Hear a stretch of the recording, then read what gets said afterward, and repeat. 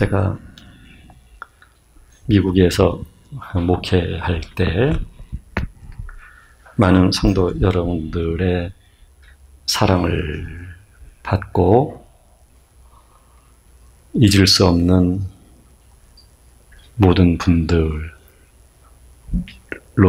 제 기억에 그리고 마음에 남아 있습니다.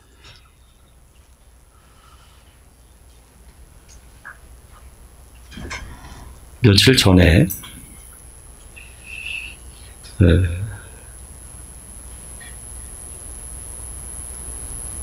참 안타까운 마음을 가지면서도 또 한편으로는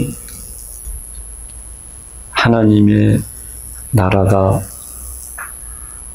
지금 살고 있는 이 땅보다 너무 존귀한 나라이기 때문에 마냥 안타까워할 수 없는 그런 복합된 감정을 가질 만한 일이 있었습니다.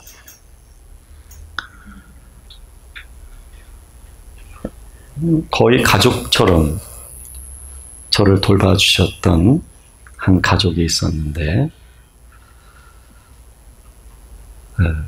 자녀는 3명이었고 부부가 믿음 생활을 참 아름답게 했습니다. 그런데 남자 집사님이 병원에 들려서 검사를 받은 결과 간암이라고 하는 결과를 듣게 되었고 그 이후에 1달, 2달 만에 하나님께 부르심을 받게 된 것입니다. 아마 올해 나이가 55세쯤 되지 않았나라는 생각이 들어요.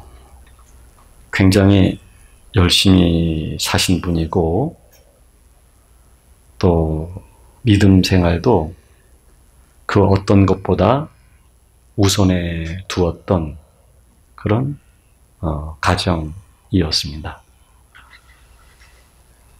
항상 가족이 외식을 할 때는 저를 부르시고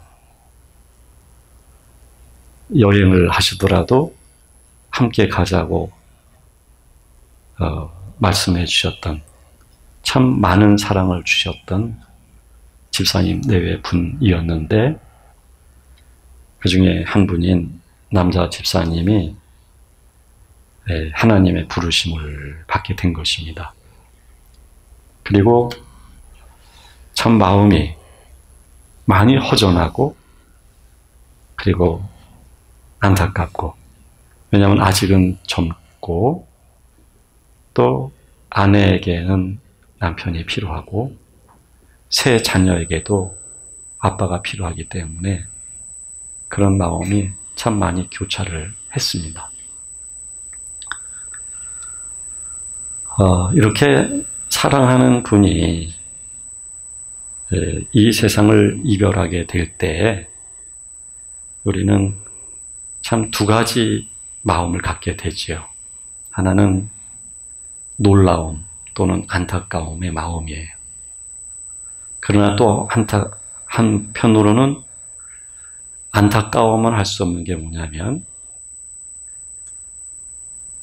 하나님이 하시는 일이고 또 하나님의 나라는 우리가 상상하는 이 땅과는 비교할 수 없는 나라이기 때문에 그래서 이 2가지 감정이 있는 것입니다. 그러고 보면 죽음이라고 하는 게 이 세상과 이별이라고 하는 게 사실은 참 우리의 삶의 한 부분이에요. 흔히들 그런 말을 해요. 이 땅에 태어날 때는 어떤 순서에 의해서 태어났는지 모르지만 하나님께 부르심을 받을 때는 순서가 없다고 말이죠. 우리는 언제 이 세상을 이별할지 모르는 사람들이에요. 언제 영원한 나라로 하나님에 의해서 인도받을지 모르는 그런 사람들이에요. 그러므로 우리가 너무 이 세상만 집착하거나 이 세상의 모든 것이 모든 것인 것처럼 이런 오해나 이런 착각에서 우리는 벗어날 필요가 있어요. 오늘 성경 본문에서 말씀하시죠. 간음한 여인들아. 여기서 말하는 간음한 여인은 어떤 간음죄를 지은 특정한 여성을 지칭하는 게 아니에요. 이것은 교회를 말하는 거예요. 예수 그리스도는 우리의 신랑이시라고 말씀하고 우리는 예수 그리스도의 신부로서 단장해야 될 것에 대하여 성경은 말씀하고 있거든요. 그래서 교회는 여인으로 그렇게 비유를 해요. 그러니까 교회들을 향해서 하시는 말씀이에요. 간음한 여인들아. 세상과 벗된 것이 하나님과 원수됨을 알지 못하느냐 하는 것입니다. 세상에 집착하고 세상이 전부이고 따라서 세상의 어떤 것 때문에 속상하고 어떤 것 때문에 슬프고 어떤 것 때문에 너무 즐거워하고 어떤 것 때문에 외로워한다면 이것은 세상에 매여 있기 때문이거든요. 세상과 벗이 되어져 있기 때문인 거거든요. 그래서 세상과 벗된 것은 하나님과 원수라는 거예요. 교회가 세상과 벗되면 간음한 여인이라는 거예요. 그래서 성경은 이어 말하기를 그런즉 누구든지 세상과 벗이 되고자 하는 자는 스스로 하나님과 원수가 되는 것이다 라고요.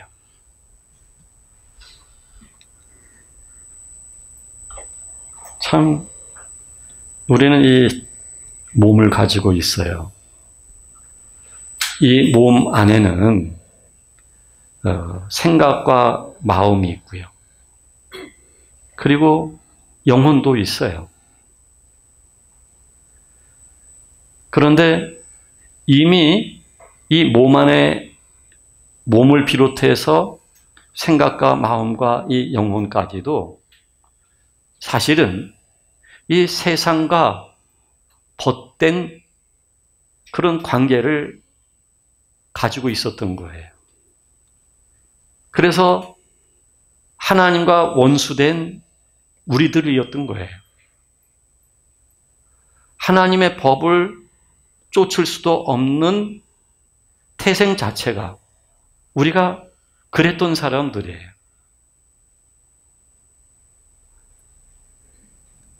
우리는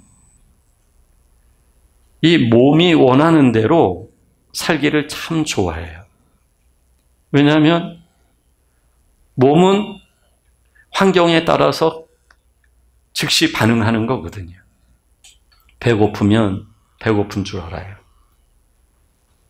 배가 부르면 배고파 죽겠대요.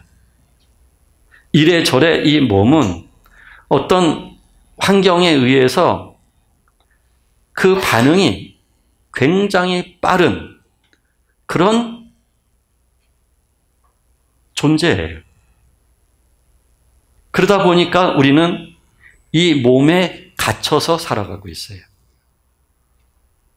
이 몸은 세상 것들에 의한 반응이 굉장히 빠를 뿐만 아니라 세상 것들을 원하는 욕심을 가지고 있어요. 그러니까 세상과 벗이 되어져 있는 거예요. 세상과 벗이 되어져 있는 몸은 하나님과 원수가 되어버리는 거예요. 그리고 이 몸 속에 담아있는 생각이라고 하는 것도 마찬가지예요. 생각은 세상에서 보여지는 것이 곧 생각이 되고 논리가 되어져요. 그리고 세상을 살아가는 법을 생각은 논리화시켜서 잘 살기 위한 것을 생각하거나 그런 방향으로 나아가려고 해요.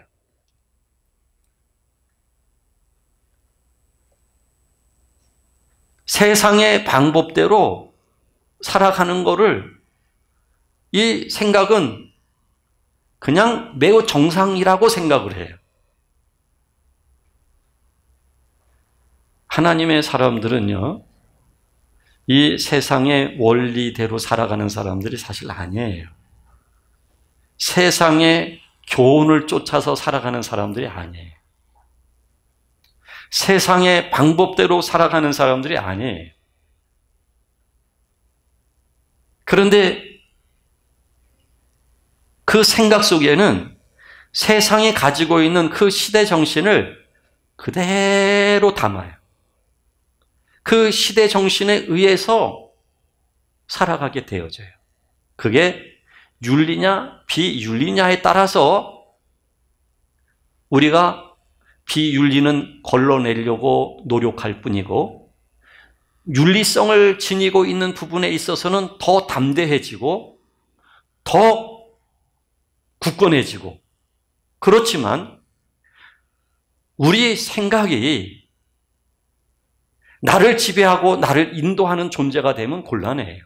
그것이 아무리 윤리성을 가지고 있다 할지라도, 도덕적이고 철학적이고 어떤 가치가 있고 논리성과 합리성 등등을 모두 담고 있고 상식이 있다 할지라도 우리는 생각이 담고 있는 그런 가치나 생각을 가지고 살아가게 된다 하면 이거는 세상과 벗된 거예요.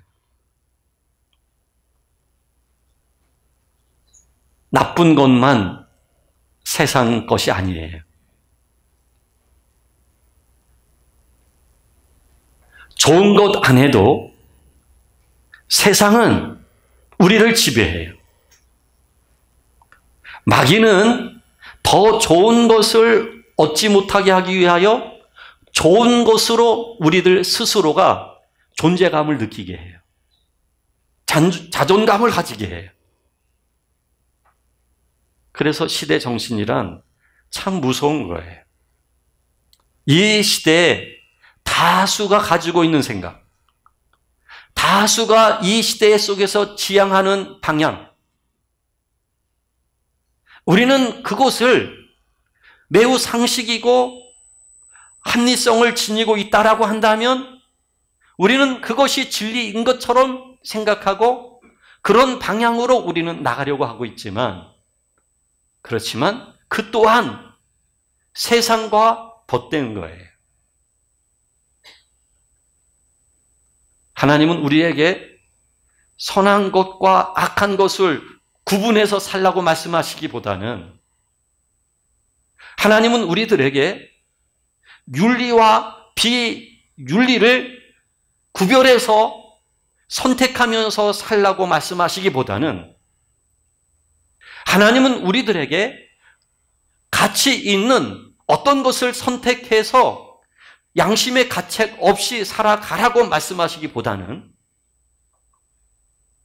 심지어는 성경 말씀대로 살라고 말씀하시기 전에 하나님은 하나님과 내가 예수 그리스도의 죽음을 통해서 성령님이 우리 안에 오심으로 인하여 내가 영의 하나님과 하나가 되어지기를 원하시는 거예요. 즉, 윤리의 문제가 아니라, 가치의 문제가 아니라, 말씀대로 사느냐는 문제 이야기 이전에 하나님과의 관계, 즉 존재의 변화 부분을 하나님은 말씀하시는 거예요. 예수 그리스도가 우리 안에 사셔야 된다는 것을 강조하시는 거예요. 예수 그리스도가 없는 하나님의 영적 실제가 우리 안에 그 임재를 통한 변화가 없는 윤리와 심지어는 성경 말씀이다 할지라도 그것은 사람이 하나님을 향한 종교성에 지나지 않는 거예요. 그래서 여러분, 물론 옳은 것, 상식적인 것, 합리적인 것, 논리적인 것 중요하지요. 중요하지만 그러나 그리스도가 없는 하나님의 영을 통한 영적인 사람으로의 변화가 없는 그런 사람으로서 그것을 추구해 가는 것은 곧 세상과 벗된 것이라고 말을 할 수가 있는 거예요. 그런 생각은 우리 감정에 영향을 줘요. 뿐만 아니라 감정은 그런 생각에 또 영향을 줘요. 서로 유기적 관계를 가지고 있어요. 철저하게 몸이 세상 것에 의해서, 생각이 세상의 시대 정신에 의해서 움직이다 보니 이 감정은 세상의 논리에 의해서, 세상의 원리에 의해서 속상하고 분노하고 살고 싶어 하지 않고 그렇게 매여져 있는 거예요. 이게 바로 세상과 벗된 거예요. 세상과 함께 하는 거예요. 이것은 우리 성도 여러분들이 영적으로 분별할 수 있어야만 되고, 그리고 그런 것들을 경계할 수 있어야만 되는 거예요. 기도 참 중요하지요. 근데 기도 행위 자체가 아름다운 건 아니에요. 그 기도 속에서 하는 일체의 모든 내용들이 아름다운 건 아니에요. 그 기도 속에 얼마든지 몸과 생각과 감정을 담아서 그것들이 원하는 것을 구할 수가 있어요. 자기를 위해서 사는 거예요. 세상 것을 채우기 위해서 하나님께 기도하는 거예요. 그러므로 그렇게 구하여도 받지 못하는 것은 성경은 정욕으로 쓰려고 잘못 구하기 때문이다 라고 말씀하고 있어요. 그것은 세상 것에 오염되어 있는 몸과 생각과 감정으로 하나님께 구하는 것이기 때문에 얻을 수 없다고 성경은 말씀하고 있는 거죠. 따라서 여러분, 우리는 기도 행위를 통해서 얼마든지 세상 것에 대한 욕심과 세상 것에 대한 신념을 더 무성하게 자라도록 할 수가 있어요. 더 자기 자신을 강화해 갈 수가 있어요. 그러니까 기도 행위 자체가 아름다운 게 아니에요. 내가 기도를 얼마나 많이 하고 많이 하는 기도 속에 얼마만큼 내용의 기도를 담느냐가 중요한 게 아니에요, 사실은. 세상과 벗된 사람은 기도 행위를 통해서도 자기 욕심을 충족하기 위한 은혜의 수단이 아니라 정욕의 수단으로 활용할 뿐이에요. 그래서 성경은 우리들에게 권면합니다. 하나님을 가까이 하라. 하나님을 가까이 하라. 우리는 무엇을 보느냐? 참 이거 굉장히 중요해요. 무엇을 보느냐? 그 보는 거에 따라서 우리 생각이, 우리 마음이 움직여요. 내 몸이 반응을 해요. 이 무엇을 보느냐가 참 중요해요. 우리 그리스도인들은요, 여러분, 이 몸에 눈만 있는 게 아니에요. 이 몸에 눈만 가지고 우리가 살아가는 게 아니에요, 여러분. 그리스도인에게는 또 하나의 눈이 있어요. 그 눈이 영혼의 눈이에요. 하나님께서 우리에게 찾아오심으로 우리를 하나님의 자녀로 생명의 변화가 있게 하심으로 인해서 우리에게 생긴 또 하나의 눈이 바로 이 영혼의 눈이에요. 이 영혼의 눈으로 세상을 볼 수 있어야 되거든요. 이 영혼의 눈으로 우리는 구별할 수 있어야 되거든요. 근데 몸의 눈으로만 보게 되어지면 우리는 세상의 원리 쫓아갈 수밖에 없어요. 내가 쫓아가지 못할 때 속상한 거예요. 자괴감이 드는 거예요. 이 몸의 눈으로만 보게 되면 부족한 것만 느끼는 거예요. 없는 것만 보이는 거예요. 그래서 슬픈 거예요. 화가 나는 거예요. 견딜 수가 없는 거예요. 이 몸의 눈으로만 볼 때는 내가 힘든 것, 정말 힘든 거예요. 내가 싫어하는 것, 정말 싫은 거예요. 이 몸의 눈은 거기까지예요. 거기까지만 보게 하기 때문에 그래서 하나님은 우리들에게 또 하나의 눈을 주신 거예요. 그게 바로 영혼의 눈이에요. 영혼의 눈. 날 때부터 소경된 사람이 있었잖아요. 사람들에게 논란거리였어요. 왜 저 사람 저렇게 태어났을까? 뭐 때문일까 도대체?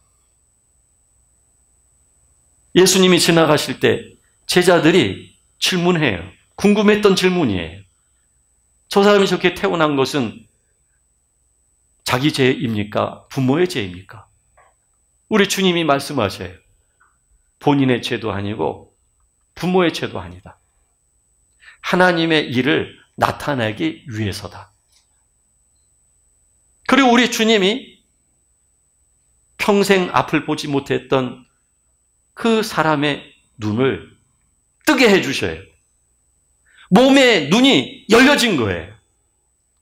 몸의 눈이 열려졌는데, 근데 이분은 단순히 몸의 눈만 열려진 게 아니라 영혼의 눈까지 열려진 거예요.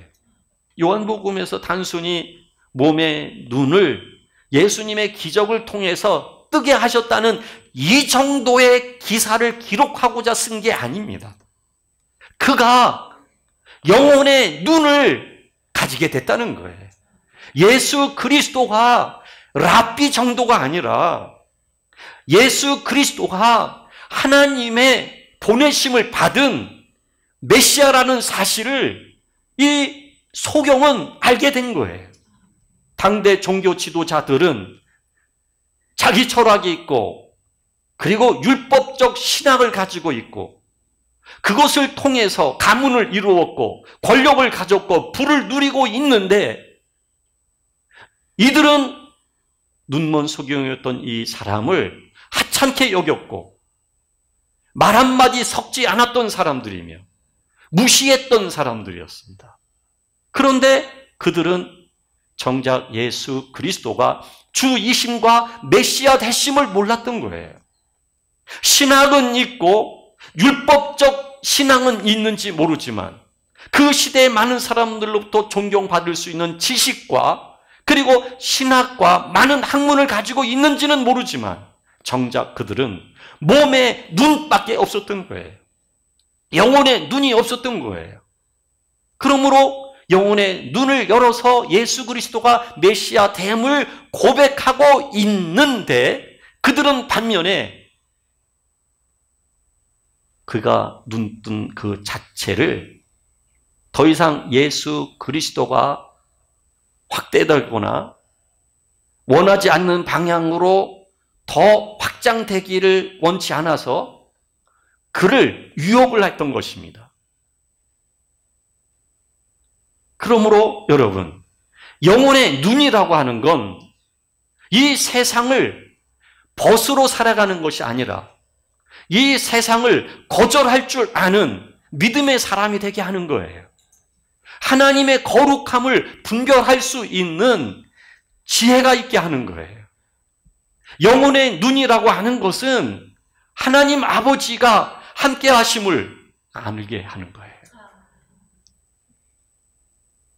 몸의 눈으로만 보게 되면 우리는 매우 표면적이고 현상적이고 나타난 증상으로만 우리는 해석하고 그것에 대하여 반응할 수밖에 없는 거예요.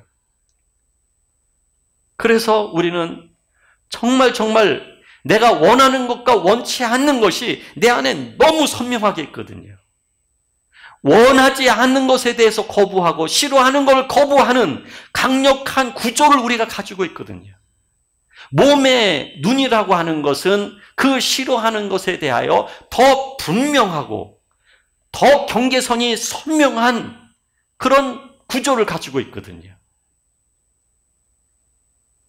그러므로 하나님께서는 우리들에게 몸의 눈이 아니라 영혼의 눈을 떠서 그 영혼의 눈으로 세상과 더 이상 벗으로 사는 것이 아니라 하나님 아버지를 가까이 지각하며 하나님 아버지를 믿고 하나님 아버지의 인도를 받을 수 있기를 하나님은 원하시는 거예요.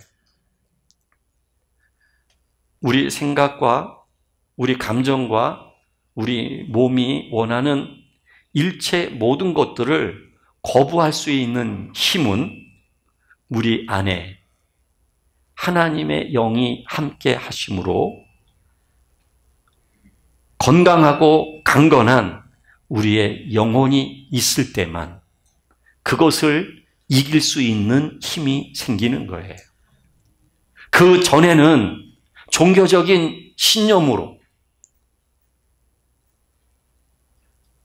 생각을 가지고 종교라고 하는 교리로 거부하고 분별하려고 하지만 그러나 그거는 진정한 세상과 벗된 자기 자신을 분리시킬 수 있는 힘을 가지도록 하지를 못해요. 그거는 하나님이 우리 안에서 영으로 역사하시고 우리의 영의 눈을 뜨게 해주실 때만 세상과 벗된 우리들을 스스로 분리시킬 수 있는 힘이 생기는 거예요. 하나님께 스스로 복종할 수 있는 마음이 생기는 거예요. 스스로 낮출 수 있는 겸손함이 생기는 거예요. 그거는 하나님의 영이 우리 안에 거하실 때 가능한 거예요. 그러하기 위하여 여러분 하나님을 가까이 해야 돼요. 하나님. 이번 명절을 여러분 잘 지내셨으리라고 생각을 해요. 이 명절을 지내다 보면 바빠요. 하는 일 없이도 바쁘다 그래요. 바빠요. 근데 다 그렇다는 얘기 아니에요. 명절 뒤에 보면은 이 눈이 풀려 있어요. 그리고 하나님을 좀 많이, 하나님이 좀 멀리 계신 것 같아요. 예?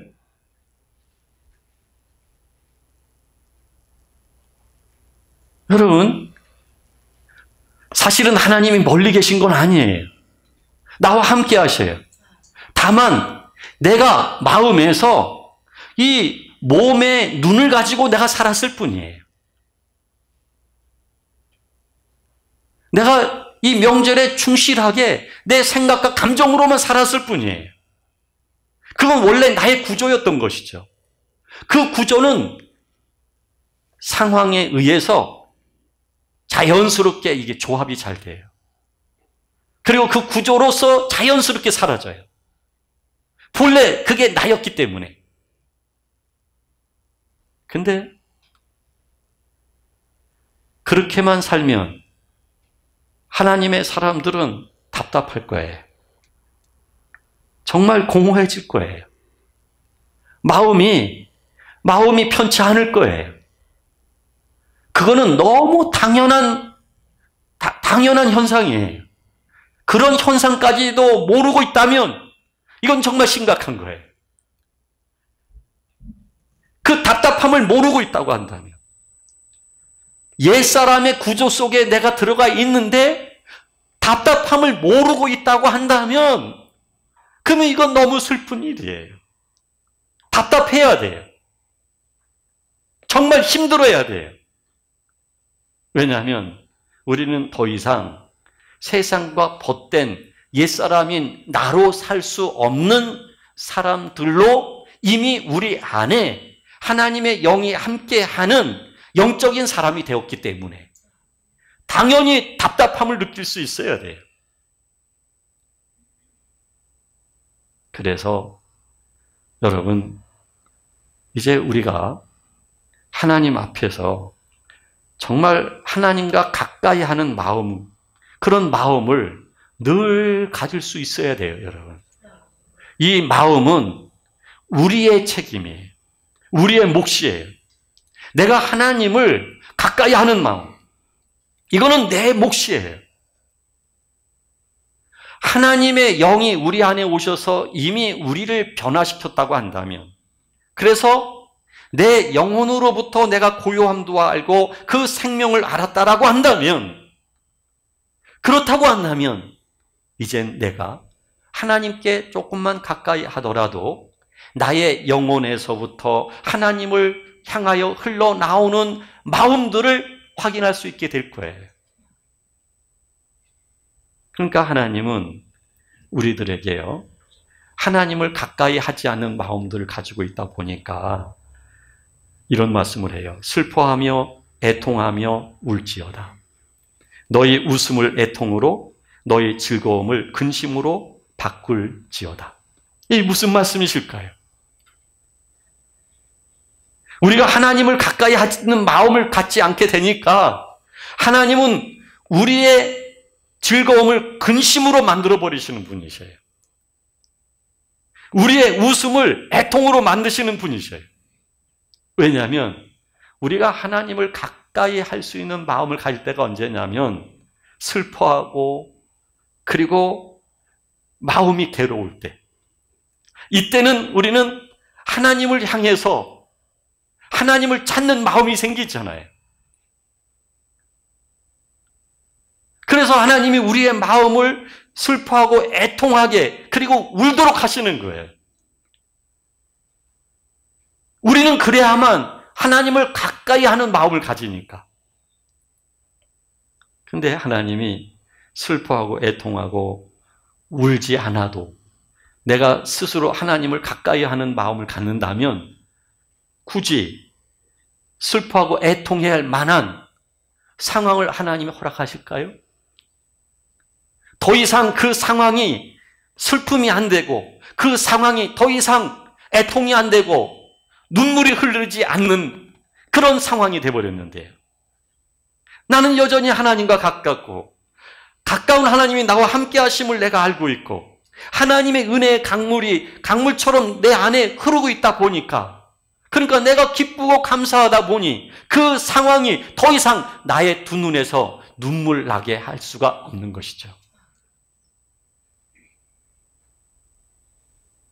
여러분, 조금 우리가 마음이 이렇게 좀 들떠 있거나 그러면 그 들떠 있는 마음이 전혀 하나님을 가깝게 느낄 수 없다고 한다면 슬퍼해야 돼요. 저는 한 번씩 있죠. 저는 한 번씩 제 마음이 살짝 이렇게 업이 되어 있으면, 그러면 제가 저의 마음을 이렇게 가라앉게 하기 위해서 지나간 그 아픔의 시간들을 회상을 해요. 그러면 저의 마음이 묵직해져요. 근데 이 묵직한 게 그냥 슬프고 아픔으로만 끝나는 게 아니에요.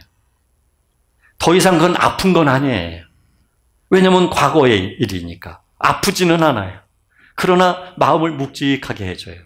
그 묵직함 속에서 나를 인도하신 하나님을 알다 보니 하나님을 향하여 저의 마음을 드리고 고백하기 시작을 해요. 하나님을 더 많이 가깝게 저의 마음 속에 초대를 하는 거예요. 하나님이 멀리 계신 게 아니에요, 여러분. 하나님은 늘 그 자리에 계셨어요. 늘 함께 하셨어요. 다만 멀게 느낀 것은 내가 멀게 느낀 거예요. 내가 멀리 가 있는 거예요. 세상과 벗된 그런 옛사람의 구조 속에 내가 어느덧 멀리 가버린 거예요. 그래서 그 감정 속에 내가 들어가 버린 거예요. 그 생각 속에 내가 들어가 버린 거예요. 그러니 얼마나 답답하고 힘들겠어요. 답답하고 힘들다고 한다면 이제는 슬퍼해야죠. 애통해야죠. 그리고 하나님을 가깝게 스스로 초대해야죠. 그 하나님이 뭘 내가 가깝게 초대하면 할수록 이미 함께하고 계시는, 가까이 계신 하나님이 자기 자신을 우리들에게 표현하기 시작을 하셔요. 그때 우리 안에는 감동과 은혜가 강물처럼 흐르게 되어 있어요. 중요한 건 하나님을 가깝게, 그리고 하나님에 의한 은혜가 강물처럼 내 안에 촉촉히 젖고 흐르지 않았기 때문에 내가 세상과 벗된 옛사람의 구조 속에 있는 것이지, 내 안에 하나님을 가깝게, 그리고 함께 하시는 그 하나님, 그리고 그 은혜의 강물을 내가 안다면 나는 이 구조에서 있으라 그래도 못 있어요. 이 구조를 거부할 수 있는 사람이 되어져요. 그렇게 살다 보면 옛사람의 그 구조가 잊어져 버려요. 내가 그랬던 사람인가? 요거를 누가 확인시켜 주냐면 가족이 확인시켜 줘요. 옛날에 그랬었다고. 자기도 잊어버려요. 왜냐하면 새 사람이 되었기 때문에. 주의 은혜를 쫓는 사람이 되었기 때문에. 이제 연휴도 끝났어요. 이제 연휴도 끝났어요. 이제 옛사람의 그 구조에서 나와야 돼요. 그리고 하나님께 더 가까운 마음을 가져야 돼요. 가까운 마음. 하나님을 향한 하나님의 은혜에 대하여 고백하는 마음들이 넘칠 수 있어야 돼요. 그리고 나의 주는 하나님이셔요. 나의 소유는 하나님께 있어요. 이제 하나님께 나를 드려야 돼요. 그리고 그 하나님의 온전한 소유가 나의 간절한 사모의 마음이 될 수 있어야 돼요. 이 마음이 흐를 때 여러분들은 더 이상 혼자가 아니라 하나님과 함께하며 하나님으로 인한 기쁨과 그리고 은혜가 넘치는 놀라운 삶이 계속 이어지게 될 것입니다. 기도하겠습니다.